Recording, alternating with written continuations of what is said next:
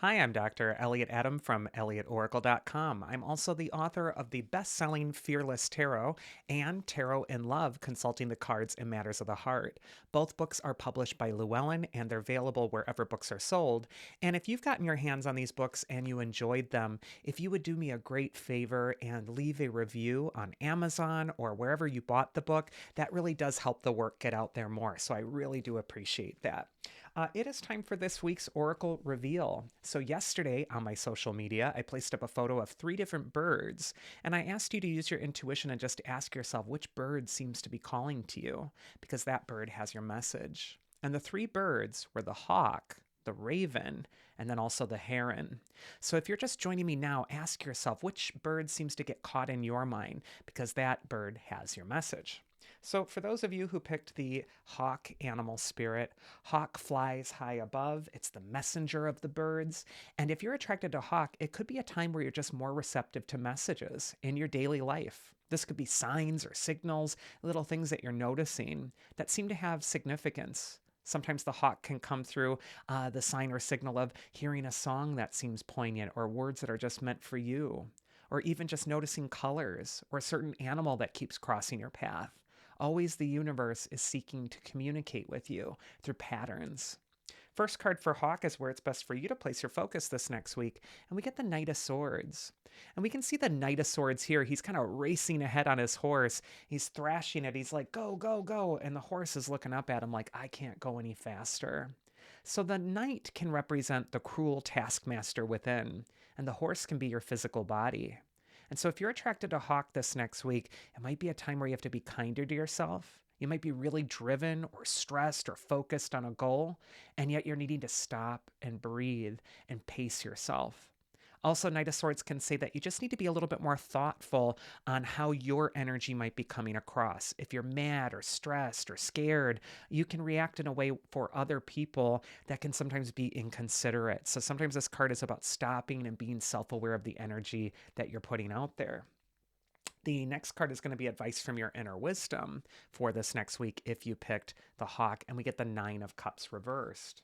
And this is a card that warns against overindulgence. Sometimes it's a card that says nothing too much, nothing in excess. Something's excessive in your life. And when I couple the two cards together, what could be excessive for you is your stress. Is this driven energy? Is this kind of like frustration and this pushing energy to succeed? I think you might need regular breaks in the near future. And some of the signs or signals that you might be receiving if you pick the hawk are all about getting you to center, to relax, to calm down, and to breathe. So I think that that's going to be so significant for you. And the mythic archetype that's going to help you if you pick the hawk is Iris. She's the rainbow goddess, but she's also the messenger goddess. And what she can indicate, again, is that message of messages, that there is this sense that there are little signs or signals that are finding their way to you on your path this week. Maybe the thing you're so stressed out about excessively is kind of blocking out your ability to receive the message that's actually going to give you the breakthrough. So I feel like calm is going to help you, breathing, slowing down this next week. Just dial it back 5%. Dial back how fast you're moving 5%, or how fast you're talking, or doing your activities, or driving especially. But I just kind of feel like this is going to be a time to just stop, center, think, and act calmly, because then you'll get the message. Then you'll see the sign that's trying to find its way to you. Next, we're going to go into the raven animal spirit. And the raven, it has kind of like a mixed sort of energy to it with the perceptions people have of it. Some people find it magical and mystical, and raven can really call your attention to those magical focuses in your life, the things that you're trying to manifest. And some people associate raven with death and rebirth, endings and new beginnings, and also facing the shadow. And yet, those things aren't necessarily opposed to each other.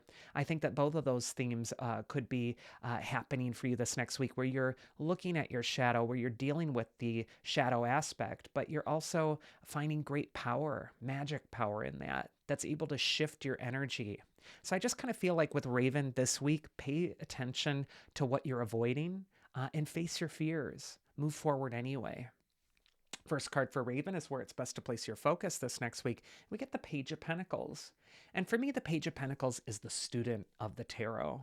He is a child of the element of earth. He's a Pentacles card, but he's always got his head in the clouds. He's got a big dream. And this is a card that says that not only is your dream sound, and not only is where your mind focused really sound as well, but there's an opportunity to manifest this in physical reality. And so I just kind of feel with this card, this is a time for you to really trust your vision, trust what's coming up, and to go for it. Also, the Page of Pentacles is a card of getting grounded in your ideas and doing the necessary research to make it happen. Sometimes we're paralyzed with starting on something in our life because we don't know what to do or where to go or how to start. And the Page of Pentacles encourages you and says there's this lovely thing called the internet where all the answers to everything you could ever want are at your fingertips. And all you have to do is type it in and you can find out that answer. So today, don't use "I don't know how to do it" as an excuse or "I don't know how to start." Start where you are. Start by researching. Start by opening yourself up to learning. Next, there's going to be advice from your inner wisdom, and we get the Wheel of Fortune, which can indicate a marvelous stroke of luck coming your way this next week if you're picking the Raven, especially if you take the initiative and learn about what your opportunities are. The Wheel of Fortune could say that your star is on the rise, or that your luck is changing for the better since it's upright. And yet, you do want to stay centered. You want to stay at the hub of the wheel and focused on your goal and not kind of going through the changeable ups and downs of the rim of the wheel as you're going through this next week. I just kind of feel like there's something you're onto this next week and you really want to just follow through with it, learn more about it, and you'll see the opportunity to actually manifest it and make it happen. And the mythic archetype that's going to help you is Heracles or Hercules, who is an archetype of bravery and also strength. This could be a time where you're taming the lion that feels out of control in your own life. You're channeling your energy toward your best effort. But I feel courage from his card. And I feel like by seizing upon your courage and bravely facing what it is that you want to learn more about, you're going to find a lot of success that's waiting for you. I also feel like you can make your own luck by taking the initiative. And finally, we got the blue heron. And for me, I love the heron. The heron for me is like the water phoenix. It's the archetype of rebirth and renewal, but especially through our spirit or our soul. Sometimes heron is about delving into the deeper places within you. And sometimes that brings its own challenges. And yet what it does promise is rebirth and renewal. So I feel like, coming out of the waves again, reborn, renewed, cleansed. I think that is the medicine of Heron. First card for Heron is where is it best for you to place your focus? And we have the appropriate Hierophant card. And he's the spiritual leader of the tarot. In ancient Greek, the Hierophantes is the one who leads or shows the sacred things, shows the sacred way, shows the tradition. And so I kind of feel like this is going to be a week for you where you're reinforcing your own traditions, your own spirituality. And that's different from religion. A lot of people recoil at the Hierophant card because he's dressed in the, traditional religious garb of a Catholic pope or priest. And yet his symbolism transcends just one religious tradition. He's all about touching the sacred. And knowing that right now, at this moment, with whatever you're worried about in your life, the sacred is listening to you. Your angels are keyed in. They're waiting on high alert just for you to ask for what you need right now.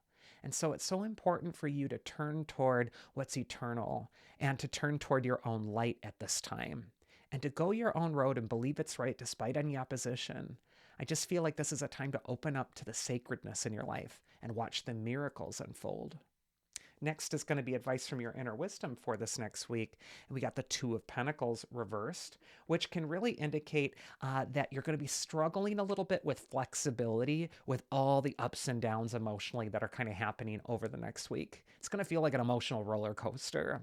And so what you're really needing to do is stay focused, have faith in your own spirit, your own self, but also have faith that all is going to be well in the end. You need to really just stay direct and focused on that. And also, don't be rigid. Both of these cards, Two of Pentacles upright means flexibility. When it's reversed, it can sometimes represent some inflexibility. And so, what you want to really guard against, and also with the Hierophant, he can represent some inflexibility too. You don't want to be rigid because we all know what happens to things that cannot bend. And then we have the advice from your inner wisdom for this next week. And wow, that's kind of like an appropriate card. We got Dionysus.